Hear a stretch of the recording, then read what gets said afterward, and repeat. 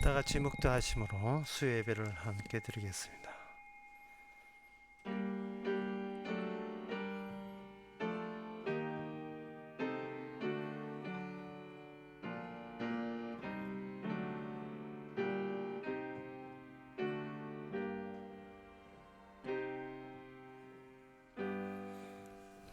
땅의 모든 끝이 여호와를 기억하고 돌아오며 열방의 모든 족속이 주 앞에 경배하리니 나라는 여호와의 것이요 여호와는 열방의 주제이시미로다.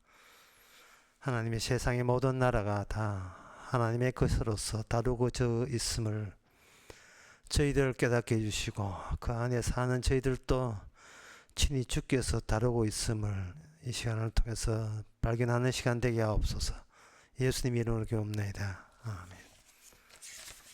찬송가 340장 합시다.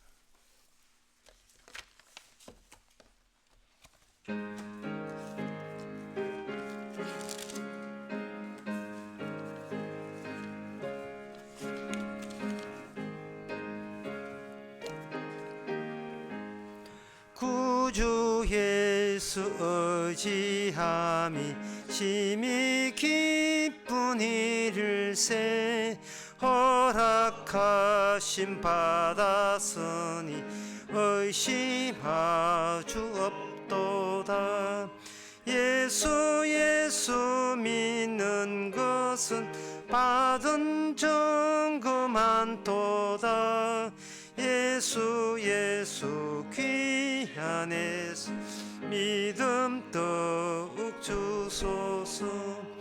구주 예수 의지함이 심히 기쁜 일일세 주를 믿는 나의 마음을 그의 피에 적시네. 예수 믿는 것은 받은 증거 많도다. 예수 귀한 예수 믿음 더욱 주소서. 구주 예수 의지하여 죄악 벗어버리네. 안위 받고 영생함을 주께 모두 얻었네. 예수 믿는 것은 받은 증거 많도다. 예수 귀한 예수 믿음 더욱 주소서. 구주 예수 의지하여 구원함을 얻었네. 영원 무궁지나도록 함께 계시리로다. 예수 믿는 것은 받은 증거 많도다. 예수 귀한 예수 더욱 주소서. 아멘. 이 시간 다 함께 한 마음으로 기도하는 시간입니다. 주께서 우리에게 늘 말하시는 그 취지는 우리 성도가 너의 기쁨이 무엇인가, 너의 희망이 무엇인가, 너의 인생의 보람이 무엇인가, 너의 인생의 행복이 무엇 때문에 행복한가, 삶이 왜 즐거워야 하는가. 거기에 대해서 우리는 세상 것을 의지하는 방식으로 기쁨과 희망과 보람과 행복과 즐거움을 취하고자 합니다. 그래서 하나님께서는 망망대해 우리가 의지하는 스티로폼 같은 것을 다 거품으로 만들어 버립니다. 오직 주님이 기쁨이고 주님이 희망이고 주님이 보람이고 주님이 행복이고 주님이 삶이 즐거움 되는 식으로 전환시키는 이 주의 일에 우리가 즐거이 참여할 수 있도록 다 같이 기도합시다.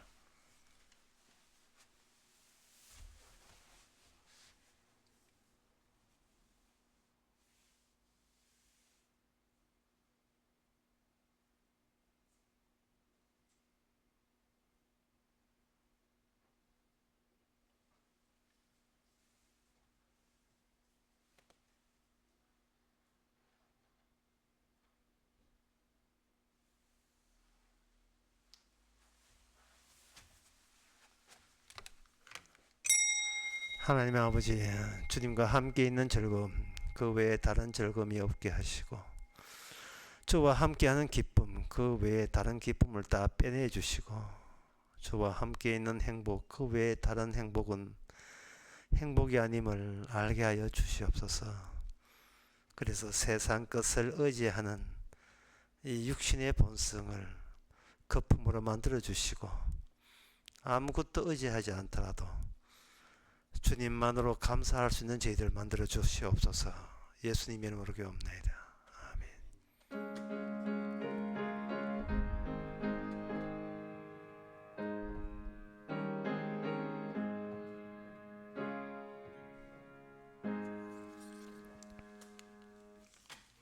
하나님의 말씀 보겠습니다. 하나님의 말씀은 나훔 3장 13절에서 17절까지입니다.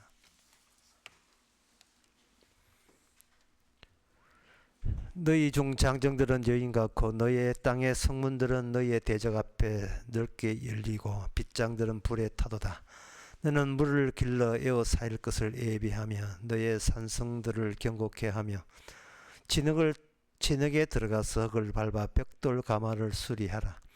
거기서 불이 너를 삼키며 칼이 너를 베기를 넛에 먹는 것 같이 하리라. 너는 넛같이 스스로 많게 할지어다. 너가 메뚜기같이 스스로 많게 할지어다. 너가 네 상고를 하늘의 별보다 많게 하였으나 황충이 날개를 펴서 날아감 같고 너의 방백은 메뚜기 같고 너의 대장은 큰 메뚜기 떼가 추운 날에는 울타리에 길들였다가 해가 뜨면 날아감 같으니 그 있는 곳을 알 수 없도다. 아멘. 이 나훔 선지자 오늘 본문 내용이 무슨 이야기냐 하면 너희들이 최선을 다하여 노력해 봤자 그 노력이 헛으로 끝날 것이다. 이런 투로 나훔 선지자가 예언을 연결시키고 있습니다. 아수르라는 거대 제국이 가진 그 힘에 비추기 위해서 엄청난 성을 확보하고 있었죠. 하지만 그 견고한 성문들은 마치 여인같이 그 안에 있는 장정들이 여인같이 바들바들 떨게 될 것이며 나약한 모습을 보일 것이며 그리고 견고한 성문들은 빗장이 풀려서 불에 타버린다 이 말이에요. 그래서 하나님께서 일종의 약을 올리는 거예요. 그렇게 될 터이니까 너희들이 할 수 있는 것 벽돌 만들어서 견고케 하고 그 다음에 어떤 노력들을 산성들을 또 단단하게 하기 위해서 수리에 들어간다 할지라도 15절에 보면 거기서 불이 너를 삼켜서 칼이 너를 베기를 그 다음에 넛에 먹는 것 같이 하라. 넛이라 하는 것은 메뚜기 유충을 넛이라고 합니다. 그냥 쉽게 말해서 메뚜기, 작은 메뚜기 되기 전에 유충. 그렇지. 이거는 유충은 뭐 정신없이 풀 있으면 다 뜯어먹죠. 마지막 작은 풀까지 다 뜯어먹는 게 여럿의 본성입니다. 그처럼 네가 아무리 전쟁을 대비해서 많은 걸 네가 비축해 한다 할지라도 그리고 그것이 17절에 보면 황충이 메뚜기죠. 황충이 날개를 펴서 날아만 같이 같고 너의 방백들 지도자들은 메뚜기 같이 다 날아가고 너의 대장 사령관들이죠. 장교들은 큰 메뚜기 추운 날 같이 잠시 나타날 것 같지만 해가 지면 날아갔고 그리고 그들이 있는 곳 그들이 가는 곳을 알 수 없다. 멸망의 전경 아수르 제국이 그 멸망해 가는 그 모습을 나훔 선지자가 미리 예언하고 있는 그 대목입니다. 자기 따나 노력을 했는데 이건 뭐가 같았냐 하면은 난데없이 등장한 메뚜기가 출처를 모르는 메뚜기, 우발적으로 발생된 메뚜기, 그 메뚜기가 등장해가지고 풀을 뜯어먹는 것처럼 다 뜯어먹고 난 뒤에 그 다음에 출처를 여기 17절 끝에 보면 그 있는 곳을 알 수 없다. 날아가는데 그 있는 곳을 알 수 없다. 이것은 그 메뚜기가 난데없이 등장하기 때문에 갑자기 득실되는 메뚜기가 어디서 이렇게 몰려왔는지를 인간들은 알 수 없고, 그리고 메뚜기가 자기 배불리 먹고 사라질 때도 어디로 다 흩어가는 그 많던 메뚜기 어디로 갔는지 그 현장에 아무런 메뚜기 없이 전에 메뚜기 있었나 할 정도로 다 사라져 버리는 거예요. 그 메뚜기와 이 아수르 제국의 강대국의 형편과 선지자는 그걸 합체시킵니다. 그걸 합쳐버려요. 메뚜기의 그 모습이나 그 메뚜기처럼 일상을 살아가는 인간의 모습이나 제국의 모습이나 그걸 동일시해 버리는 겁니다. 특징은 뭐냐? 둘 다 출처를 모른다는 거예요. 입구도 모르고 어디로 가는지도 모르고, 이게 인생이다. 왜 사는지도 모르고, 우리가 늙어서 어디 가는지도 모르고, 마치 꼭 뭐가 닮았느냐? 메뚜기 떼쓸이 몰려왔다가 호련히 사라져가는 그러한 전경과 빼닮았다는 겁니다. 그런데 이 인간이라는 것은 우리가 메뚜기에 신경 쓰잖아요. 특히 이 메뚜기의 그 특징의 핵심은 그 메뚜기가 때를 이뤘기 때문에 그 안에서 개인은 의무이 없습니다.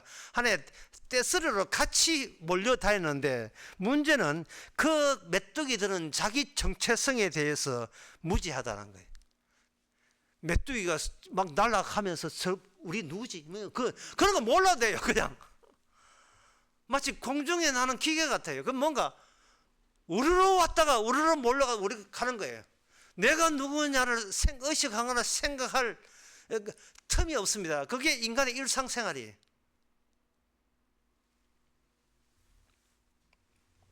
이 아수르 제국은 그동안 자기들이 어떤 확고한, 우리는 이러니까 우리답다는 게 있다고 자부했지요. 그게 자기 정체성인데, 왜냐하면 그 부와 명예와 권력, 이런 것을 그 당시 세상에 있는 최고의 부와 명예와 권력을 그들은 다 한데 모으고 있었습니다. 힘을 비축한 거죠. 그렇게 힘을 비축해 놓고 힘을 비축한 그것이 곧 우리다. 우리의 본지고 우리는 마땅히 이렇게 돼야 돼 하고 자부심을 느꼈던 겁니다. 그 자부심을 느낄 때 본인들이 본인에 대해서 아무것도 모르는 기계 같은 메뚜기 떼하고 동일하다는 생각은 상상도 못했습니다. 엄연히 내게 있으니까, 권력도 있고 힘도 있고 다 있으니까, 다른 나라에서 부러워하니까 우리가 왜 메뚜기야? 인간의 모든 그 부러워하는 것들을 다 달성한 위대한 제국 아수르지, 이러고 있었던 거예요. 그들이 메뚜기가 같은 룬지, 같은 종교라는 것은 상상도 못했습니다.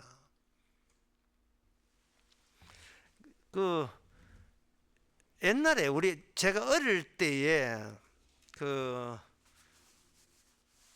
집에 애 많이 놓고 하니까 직장생활 보고 가정생활에 충실했던 그 순진한 가정주부들, 살림만 사는 사람들, 그런데 바깥에 양반이 저질러 해가지고 빚져가 왔을 때에 그 애는 많지요. 남편은 빚을 져가 왔죠. 빚쟁이는 들어 다쳤지요.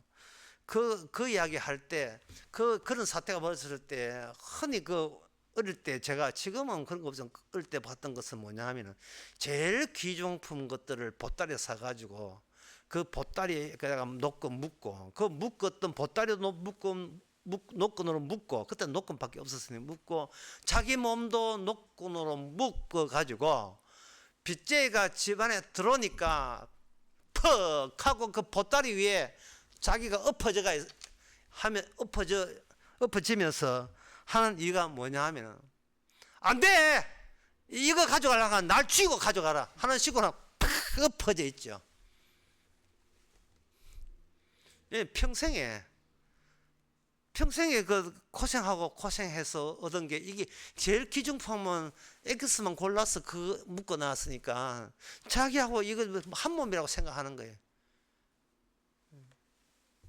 그럼 이게 어디 옆편내가 해가지고 하고 놓고 까보고 그거마저 가져가고 하죠. 이걸 가지고 이 오늘 본문의 이 아수르 제국의 특징이야. 옛날 몬살때 시대의 저 순진한 그 살림 사는 그 주부들 이 특징이 뭐냐? 방어 실패했다는 겁니다. 자기 방어가 실패했어요. 자기 것 방어하기 실패했어요. 오늘 본문도 마찬가지잖아요. 방어 실패했다는 게 서럽죠. 근데 그들이 뭘 놓치고 있냐 하면 진정 내가 누구냐는 건 다 놓치고 있어요. 가진 건 날라간 게 애달고 서글프고 난 이제 못 산다. 그거 원통 절통 애통 분통 할 줄 알지만 그 상황 속에서 진짜 내가 누구냐. 하나님은 니는 메뚜기야. 니는 너란 게 자체가 없어. 그냥 다른 떼쓰리하고 같은 메뚜기에 어디서 왔는지 어디로 가는지도 모를 수밖에 없는 무가치한 존재야. 뭐 이런 걸 모르고 그냥 이게 내게 있으니까 이게 내 것을 가질 만한 그게 나 모습인 줄 알고 있는 거예요. 그 방어 실패가 옛날 이야기가 아닙니다. 지금도 모든 인간은 꿈을 꾸는데 꿈을 왜 꾸느냐? 그게 방어 실패 때문에 생긴 꿈이에요. 아닌가? 모든 꿈은 내 것 방어 실패할까봐 불안감에서 나온 게 꿈이에요. 그거는 이제 의식이 잠시 쉬쉬가고 있는 밤에 낮에 바빴던 의식 밑에서 들키지 않았던 밑에 있던 의식이 밤중에 의식이 쉬면서 그게 자기의 불안감을 드러내는 겁니다. 지켜야 돼. 버텨야 돼. 낮에는 그게 티가 나는데 밤 되면 그게 꿈속에서 나타나죠. 낮에 깨보면 식은땀이 확 나면서 내 것 방어, 내 것 지키는 것에 평생을 내 것이 있어야 나답다는 거.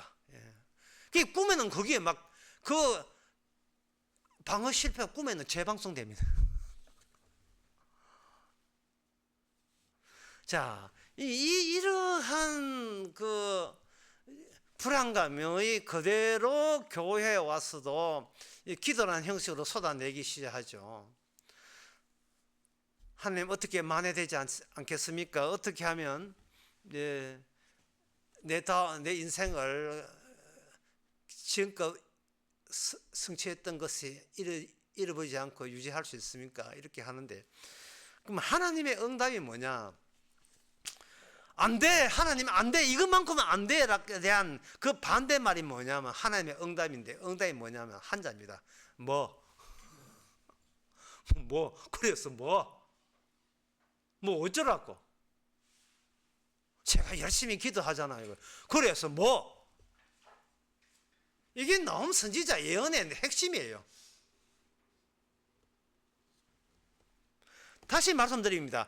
지금 너는 관심사가 내 것 잃어버리면 안 돼. 있지만 정작 인간들이 하나님 앞에서 알아야 될 것은 그야말로 나는 어디서부터 왔으며 나의 입구가 뭐며 내 출구가 뭐냐 내가 누구냐에 그런데 관심을 인간들은 안 두고 있어요. 두지 않고 있습니다. 하나님께서 왜 응답을 이걸로 되는 이유가 창세기 3장에 보면 나와 있어요. 창세기 3장에 보면 그 아담과 하와하고 하나님하고 이 첫 번째 범죄하고 난 뒤에 첫 번째 만남에서 그 아담과 하와하고 예수님하고 하나님하고 대화가 서로 통하지를 않아요. 창세기 3장 9절에 여호와 하나님이 아담을 부르시며 그에게 이르신즉 너가 어디 있느냐 가로되 10절에 가로되 내가 동산에서 하나님의 소리를 듣고 내가 벗었으므로 두려워하여 숨었나이다. 11절에 하나님이 가라사대 누가 너의 벗었음을 내게 고하였느냐. 이걸 한자로 줄이면 뭐? 너는 지금 이 하나님의 관심사는 관심이 없고 네가 지금 별 내세울 거 없고 헐벗었다는 거 지금 거기에 네가 몰두하고 있다는 거예요. 그래서 인간들은 하나님이 나타났을 때 나는 내 위상을 챙기면서 어떻게 대처하면 돼. 지금 자기 가오 또는 자기 자존심, 위신, 의미, 체면 이런 것 정신 팔려 있는 거예요. 그런데 하나님께서의 관심은 뭐냐 하면은 네가 관심 없어요. 인간이 관심 두는 거 전혀 하나님 관심 없습니다. 이거 아시고 교회 나오셔야 돼요. 여러분 다 아시겠지만 혹시 잊어볼까 싶어서 다시 한번 제가 상기시켜 드리는 겁니다. 나의 관심, 주의 관심 하나도 없어요. 그럼 뭐 어디에 관심 있는가?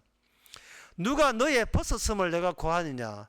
내가 나더러 먹지 말라 하면 그 나무 실과를 먹었느냐? 하나님의 관심사는 자기 심어놓은 나무밖에 없어요. 선악과 나무. 보세요. 이게 얼마나 인간의 관심사와 하나님의 관심사가 완전히 이거 틀어지잖아요. 완전히 다르지 않습니까? 완전히 다르죠. 사람들이 교회 만들어 놓고 교회 와가지고 하는 이야기가 하나님이 안 돼요. 내 인생 이렇게 망가지면 안 돼요. 저는 망가질 수 없어요. 그러나 하나님의 관심사는 그게 아니고 네가 내 선악감 망가뜨렸잖아 이거예요. 너는 네 인생 망가뜨리든 말든 나는 그건 모르겠고 그거는 모르겠고 됐고 그거나 네가 내 선악감 따먹었잖아.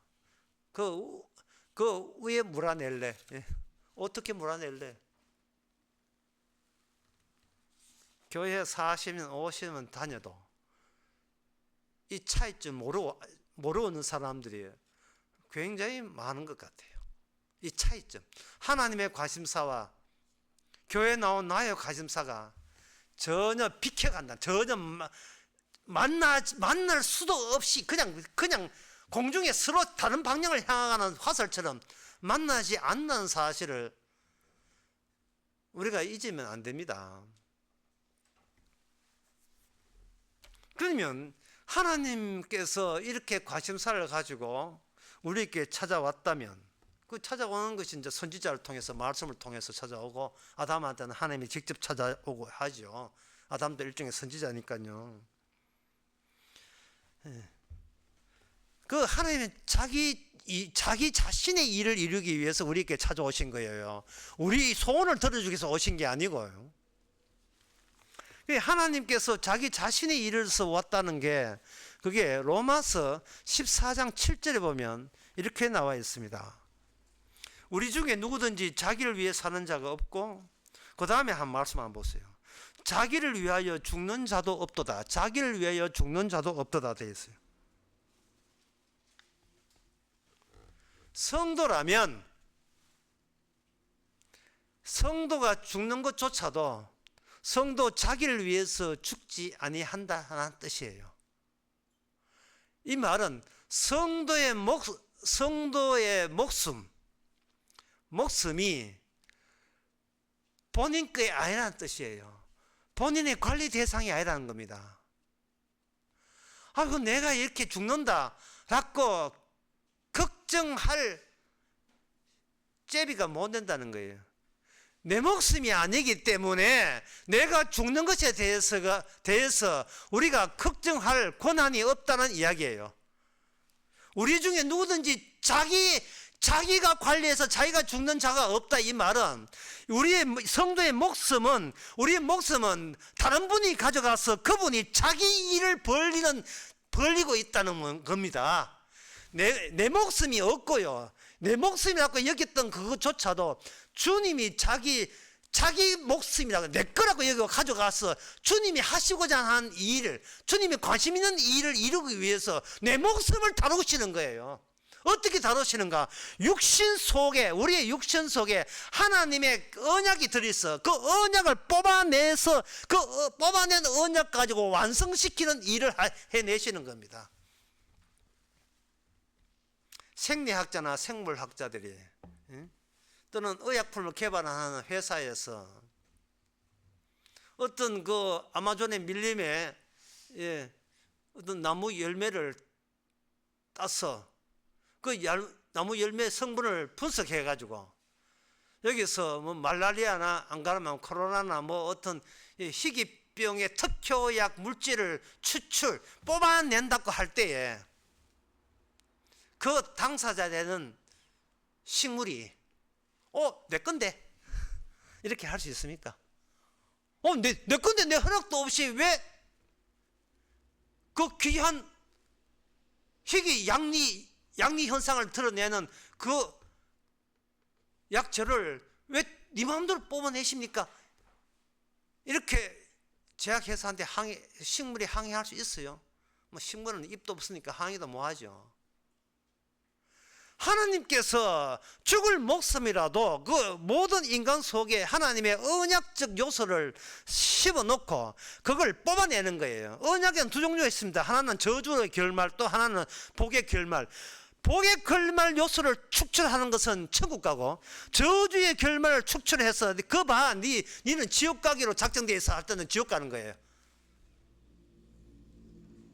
하늘나라는 제약회사거든요. 그동안 우리가 교회 오면서 염려하고 걱정하고 잠도 못 자고 막 철학한 이유가 뭐냐면은 이게 내 목숨이라고 오해했기 때문에 그렇고, 내 죽음이 언약을 이루게 하는 양리현상, 언약을 이루게 하는 현상인 걸 생각을 못하고 자기 손해본다고 해서 자기가 뭔가 자기 목숨 잃으면 뭔가 저한테 굉장히 손해된다고 생각하는 거예요.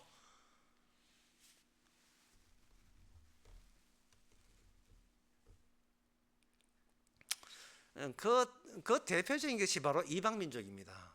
이스라엘에게는 하나님의 언약을 씹어주고 언약을 뽑아냈죠. 물론 이스라엘도 만만치 않게 저항하고 반항했습니다. 그런데 하나님께서 이스라엘 속에서는 그 언약을 뽑아내서 그 언약을 다윗의 자손으로 말미암아 이 땅에 메시아가 오게 하는 그 언약 계통을 끊어지게 한 적이 없어요. 하나님께서. 성도에게도 마찬가지예요. 다시 한번 정리하면 성도의 목숨은 그 소유권이 주님한테 있어서 주님이 친히 다루시는 겁니다. 왜 다루시는가? 거기서 육신을 함몰시키고 그 육신이 범죄한 아담의 육신을 할목시키고 제거시키면서 거기에서 무의미하다는 그 현장에서 비로소 언약적으로 의미 있는 것을 뽑아내기 위해서 그렇게 하나님께서 우리를 다루어 주십니다.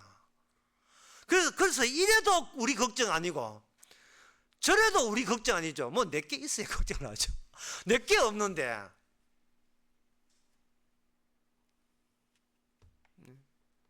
강희 시장 같은 분에 물어보죠. 걱정 없죠, 그죠? 이렇게 지금 묻고 싶어요. 자, 그렇다면 이제 우리가 성도가 되었으면요, 알아야 될 게 뭐냐 하면, 그러면 어떤 것이 언약적 요소도 들어있지만 어떤 것이 비언약적 요소가 됩니까? 라는 그러한 궁금점에 대해서도 우리가 해답을 갖고 있어야 돼요. 그게 바로 오늘 본문의 아수르 제국입니다. 아수르 제국이 이렇게 나옴 선지자에 등장한 것은 그들이 비언약적 요소를 그들은 품고 있었던 거예요. 그 비언약적 요소에 하나의 예를 들겠습니다. 이게 상당히 중요한 거예요. 이게 뭐 비언약이니까 우리가 뭐 언약을 쪽에서는 우리는 알 필요 없지. 아닙니다. 절대로 그렇지 않습니다. 비언약적 요소를 알아야 언약적 요소가 여기에 분류가 될 수 있는 암흑을 갖게 되는 거예요. 아, 여기 비언약, 여기 언약이구나. 그러면 비언약이 어떤 것인지 제가 출애굽기 5장 9절을 한번 읽어보겠습니다. 출애굽기 5장 9절 보기 전에 5장 6절부터 읽어보겠습니다. 바로가 당일에 백성의 간역자들과 패장들에게 명하여 가로되 너희는 백성들에게 다시 벽돌 소형의 집을 전과 같이 주지 말고 그들로 가서 스스로 줍게 하라. 또 그들의 전에 만든 벽돌 수요대로 그들을 만들게 하고 감하지 말라. 그들이 게으름으로 소리 질러 이르기를 우리가 가서 우리 하나님께 희생을 드리자 하나니. 히브리인들이 히브리 그 모세가 아론이 와서 히브리인들을 따로 뽑아내서 이 나라에서 데려가겠다고 하니까 바로가 모세 하는 말이, 또 바로가 그 백성들에게 좋지 않은 조치가 뭐냐, 너희들이 얼마나 게을렀으면 하나님께 희생하는 그 제사 드리는 거기에다가 그런 시잘데기 없는 관심이 있느냐. 이게 게을렀구나. 이게 몸 편한 모양이지. 이게 한가한 모양이지. 그러니까 하나님 성결 생각하지. 자, 이러한 관점으로 모세와 히브리인들을 봤습니다. 이러한 관점이 무슨 관점이냐? 그 바로와 그 신하들은 본인의 나라라고 생각하기 때문에, 내 거라고 생각하기 때문에 이 다 비언약이에요. 비언약적 의식에서는 어떤 경우라도 손해 안 보고, 어떤 경우라도 실수 줄이고, 어떤 경우라도 남한테 패배하기 싫은 본성을 가지고 이 세상에서 생존에 매진하고 있습니다. 빨리 못 들었으면 다시 말씀드릴게요. 어떤 경우라도 손해 안 보고, 누굴 만나도 손해 안 보고, 어떤 경우라도 내가 실수 줄이고, 어떤 경우라도 남한테 지기 싫어, 패배하기 싫은 심보를 가지고 이 세상 살아갑니다. 그래서 그 뒤에 이제 결정적인 말이에요. 그 사람들의 고역을 무겁게 함으로써 수고로이 하는 그들로 거짓말을 듣지 않게 하라. 다시 말해서 하나님에게 제사 드려야 되고 희생해야 되고 그래야 될 진짜 하나님이 계시다는 그 자체에 대해서 바로와 함께 있는 백성들과 애굽의 사람들과 신하들은 그걸 거짓말로 보는 거예요. 거짓말. 저들은 지금 거짓말에 속고 있다. 이 가련하고 불쌍한 인간아. 열심히 일해서 밥 먹고 살기도 바쁜데 여호와의 약속 언약은 왜 찾냐? 성경 말씀은 왜 믿냐? 그거 구라잖아. 그거 거짓말이잖아. 거짓말. 아니 세상을 짧은 인생을 살면서 열심히 일하기 바쁜데 어디 거짓말에 현혹되어 가지고 그거 왜 시간 낭비를 하느냐? 저들에게 집을 주지 말고 재료 주지 말고 벽돌수 그대로 다 채우게 해라 하고 바로가 그 히브리인들에게 모세가 다녀가고 난 뒤에 더 압박을, 노동의 압박을, 중압감을 더 준 거예요. 압박을, 강도를 더 심하게 한 거예요. 제가 지금 여러분에게 묻고 싶은 것은 이 바로 말에 잘못된 게 있느냐 하는 거예요. 이 바로 주장, 의견이 뭔가 잘못된 게 있느냐 하는 거예요. 왜? 모든 인간이 바로 마음과 똑같기 때문에 그래요. 똑같기 때문에 교회 나오든 안 나오든 성경 알든 뭐하든 시간이 남아 터져서 이게 비리비리 집구석 둥글보다 애들 교회나 가자 이래가지고 교회 나오지. 교회 나와서도 그거 갑니다. 휴대폰 들고 예배 시간에 갑니다. 가게 문 열겠습니다. 알겠습니다. 왜 그런 행동 보입니까?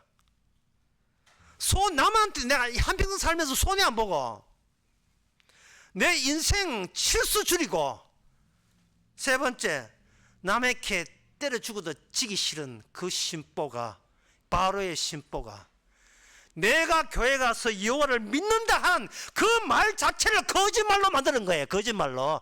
내가 믿는 하나님을 거짓말 하나님으로 평소에 늘 잠복되어 있는 심성이 깔려 있던 거예요.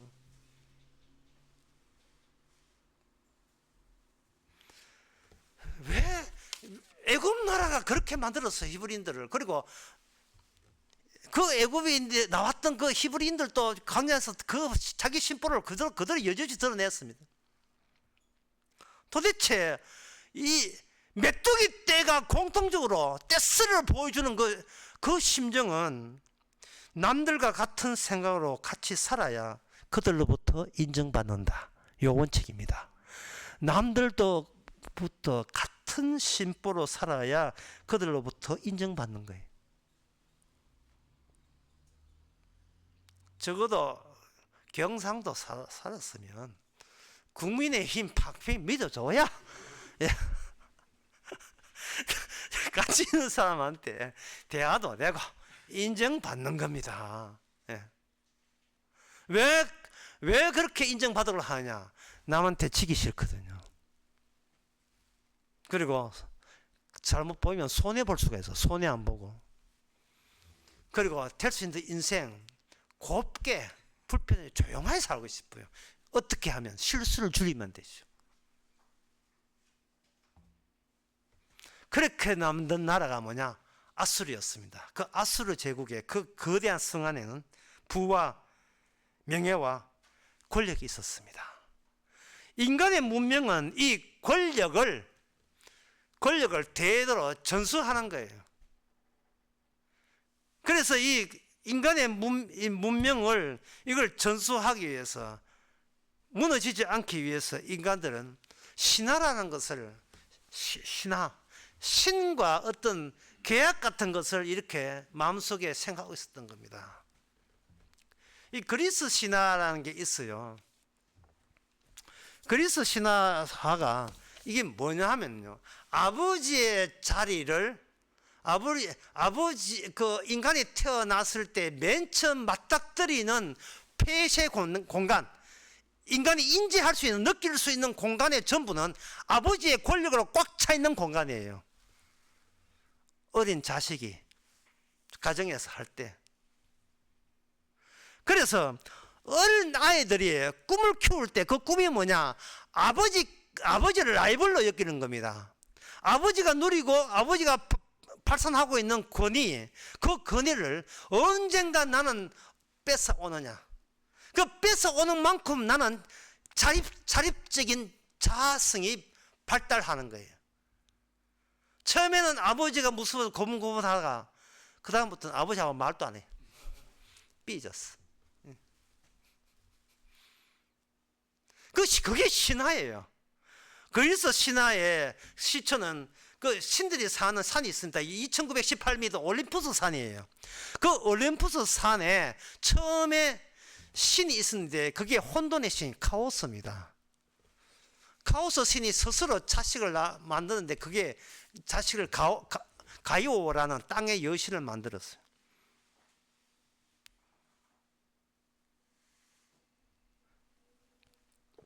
그 가이오가 에로스라는 신과 결혼해서 우라노스라는 또 아들을 낳았어요. 우라노스라는 것은 하늘입니다. 여기 혼돈이 땅을 낳고 땅이 하늘을 낳은 거예요. 그런데 그 우라노스가 누구한테 대들은가? 자기 엄마, 자기 가이오, 그 가이오라는 땅이거든요. 가이아 땅의 여신에게 대들어 가지고, 땅의 여신한테 대듭니다. 이게 처음에 그 혼돈이라는 아무것도 없는 상태에서 스스로 땅의 신이 나왔고, 그 땅의 신에서 그 에로스라는 사랑이라는 그 신과 결혼해서 우라노스라는 하늘을 낳았고요. 그 하늘이 부모를 대적해가지고 부모가 갖고 있는 모든 것을 다 쟁취합니다. 이것은 뭐냐 하면 아버지가 없으면 나의 것도 성립되지 않는다는 뜻이에요. 아버지가 없으면. 그래서 그 자식이 아버지를 살해해요. 그래서 아버지를 살해함으로써 권력이 계속해서 자식들에게 이어지는 거예요. 이게 인간의 인간의 그 문명의 시나리오예요.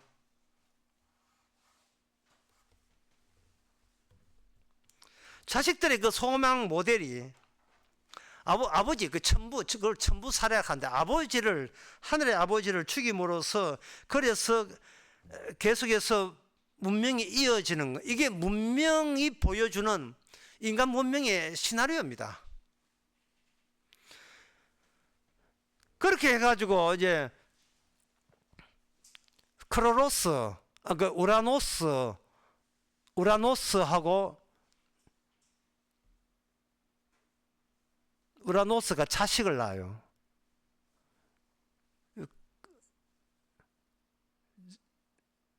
그 자식을 낳았는데 그 자식이 벌써 그때부터 타이탄 또 티탄 거인족이 생겼고요. 그 거인족 중에 그 태어난 자식이 누구냐? 크로노스예요. 크로노스가 시간입니다. 그러니까 이게 말 자체가 어려우면 혼돈에서 땅 생겼고 땅에서 하늘 생겼고 하늘이 땅에 반항함으로써 그때부터 땅은 하늘에 우라노스의 지배를 받는 상태가 있었고 거기서 나오는 거인조 중에서 그 우라노스를 거세해버리고, 예. 우라노스를 아버지를 더 이상 자식 못 놓도록 거세해서 자기가 아버지의 그 모든 권력을 가진 자가 크로노스라는 게, 우라노스 하늘 다음에 크로노스가 뭐냐? 시간이에요. 그 시간의 변화가 어떤 고정된 권력을 점점 더 변화로까지로 이어진다 이 말이죠. 그러니까 자기가 아버지한테 권력을 했으니까 자기가 또 자식 놓으면 어떻게 되겠어요? 자식이 나를 대항하겠지요. 그러니까 아버지가 자식을 놓게 되면 이걸 삼켜버려요. 반항 못하도록. 어디 아버지가 왔는데 인사도 안 하고 뒤바로 차가지고 아들은 경찰서에서 맞아가지고 입원까지 했어요. 박수효이.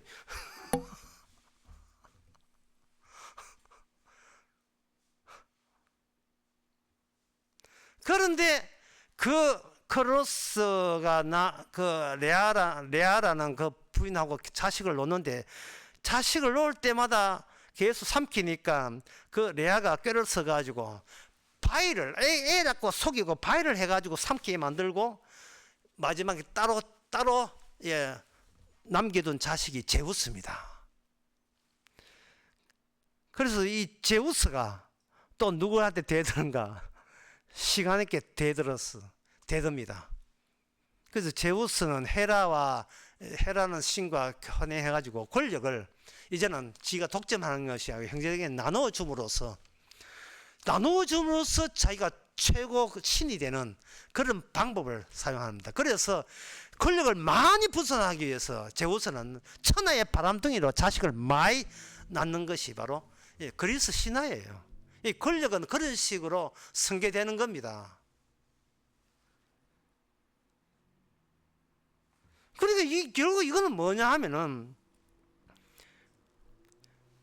많은 떼쓰리, 메뚜기 떼쓰리처럼 그렇게 많이 확장되고 번창하면서도 그 모든 그 다양성을 하나로 하나의 이념이죠. 이념. 다시 말해서 권력을 어떻게 시간 따라서 후손에게 전할 수 있느냐, 거기에만 온통 빠져 있는 거. 그게 뭐냐 하면 바로 시작도 모르고 끝도 모르는 메뚜기 떼쓰리하고 다를 바가 뭐가 있느냐, 똑같다는 거예요.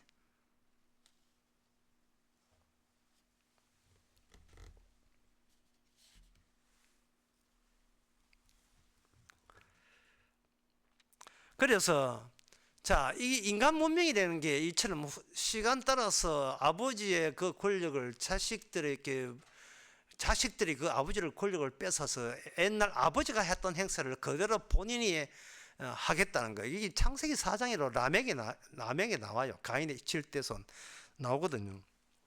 그렇게 할 때, 그러면 우리가 이제 알아야 될 것은 뭐냐 하면, 아까 제가 말씀대로 주님께서 우리 목숨을 주님이 가져가 가지고 우리 목숨 속에서 자기가 하나님이 심어 놓은 언약적인 거, 이 선악과 왜 따먹었어? 이게 하나님께서 우리를 죄인으로 간주해 놓고 죄인으로 간주하면서도 찾아왔다는 사실, 찾아오면서 우리의 그 무의미한 또는 죄악된 것을 뭐로 바꾸냐 하면은 생명나무로 먹을 수 있는 새로운 의미 있는 언약 완성체로 이걸 전환시키는 작업을 주께서는 해내시는 겁니다. 그 방법이 여러분들이 짐작을 했는가 모르겠습니다만은 바로 그 거짓말을 맞닥뜨리게 하는 거예요. 거짓말을. 인간의 모든 세상 사람들이 거짓말을 하는 것을 거짓말로서 그들과 맞닥뜨리게 하는 거예요. 그럼 어떤 식으로 하느냐 하면은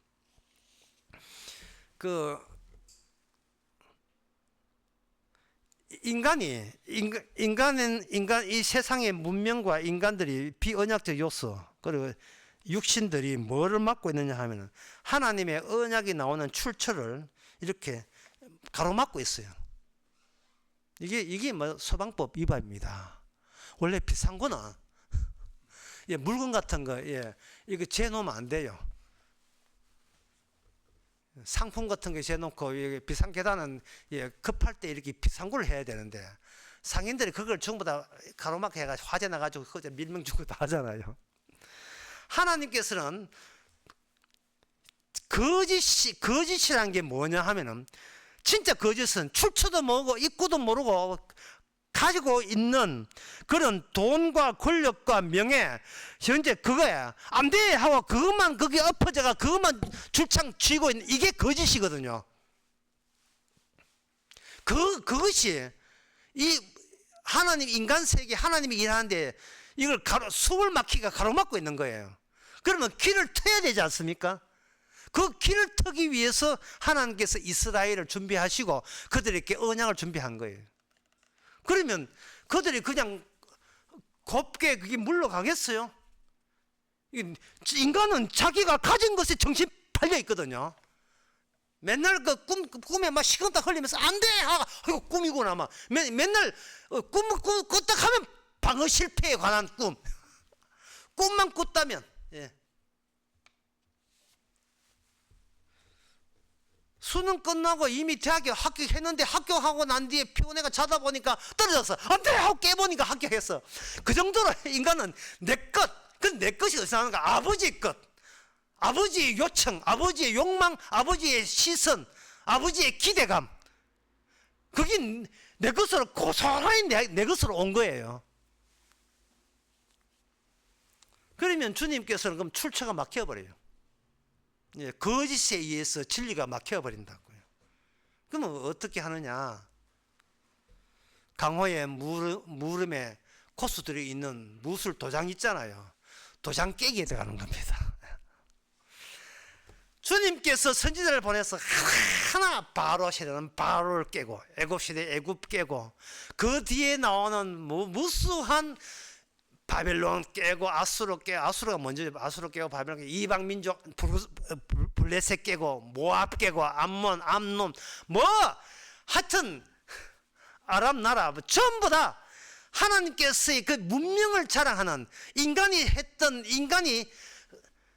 시작도 끝도 모르고 그냥 가졌는 게 이게 진실인 줄은 그것을 이스라엘을 가지고 이걸 깨나가는 거예요. 그러니까 이게 제가 어느 강의에서는 그걸 비유로 주사기를 했는데 주사기를 가지고 언약이란 율법이란 주사를 가지고 쏙 우리 몸속에다가 집어넣어요. 율법은 하나님의 진리잖아요. 선한 거잖아요. 아담아 네 선악과 어디 있느냐? 이 묻는 그 물음이 율법 안에 들어있다 이 말이죠.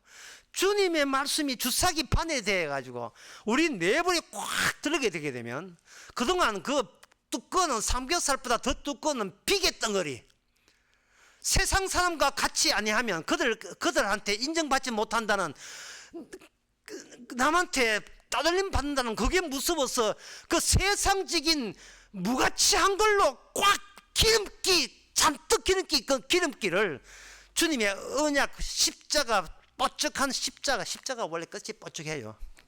그걸 밀고 들어오시는 거예요. 밀고 들으면서 느끼는 게 뭐냐? 우리가 메뚜기는 아니어야 한다는 거예요. 한해 떼쓰리로 썰려 몰려가서는 안 된다 이 말이죠. 오토바이 한 10대 해가지고 빠라바 해가지고 맨날 밤중에 시끄럽게 돌아다니서는 안 된다 이 말이죠. 인생이 그게 아니다 이 말이죠.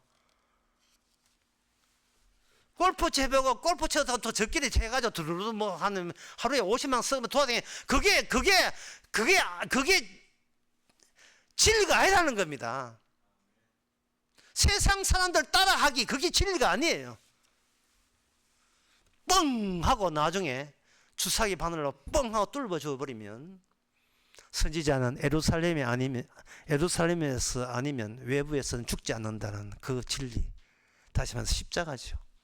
선지자는 반드시 에루살렘에서 죽는다는 주님의 위에서 온 주사기가 그대로 뚫고 우리로 하여금 마지막에 십자가는 빈 구멍을 만듭니다. 우리 안에 구멍을 딱 뚫어버리면 그 봐, 네 목숨 내가 다룬다 했지?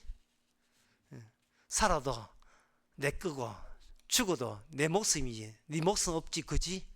나는 네 목숨 가지고 생명이라는 것, 하나님의 창세전의 사랑이라는 것, 영생이라는 것을 네 죄악된 무의미한 네 인생을 통해서도 이렇게 내가 초출 뽑아냈잖아. 이 생명을 나는 죽고 내 안에 그리스도와 함께서 십자가에 죽고 십자가의 언약 완성을 오늘 또 주님께서는 자기 백성 속에서 쪽쪽 뽑아내는 일에 주께서는 지금도 쉬지를 않습니다. 기도하겠습니다. 하나님 아버지, 거짓인 것은 모르고 얼추 따라해야 사람 대우받는 그러한 안일한 삶에 몰입되었습니다.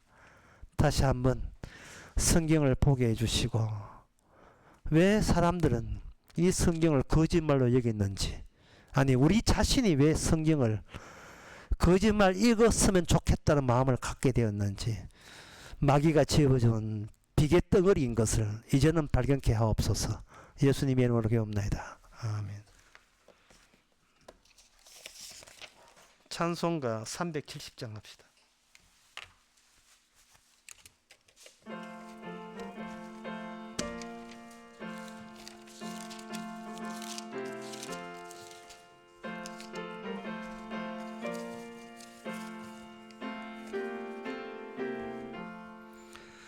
어두운 밤 시대리니 내 직분 지켜서 찬 이슬 맺힐 때에 적시 일어나 해 돋는 아침부터 힘써서 일하라.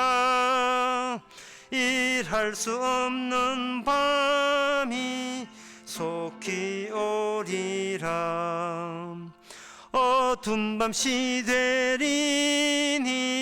내 직분 지켜서 일할 때 일하면서 놀지 말아라.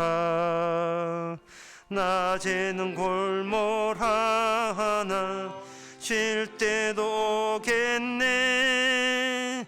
일할 수 없는 밤이 속히 오리라. 어두운 밤 시대리니 내 직분 지켜서 진은에 빗긴 볕에 힘써 일하고 그 빛이 닿아여서 어둡게 되어도 할 수만 있는 대로 힘써 일하라. 기도합시다. 지금은 우리 주 예수 그리스도의 은혜와 하나님의 크신 사랑과 성령의 충만하심이 비록 인간은 소유를 쥐고 있더라도 그 순간도 주께서는 열심히 일하심을 깨닫는 모든 성도에게 주 이름으로 축원하나이다. 아멘.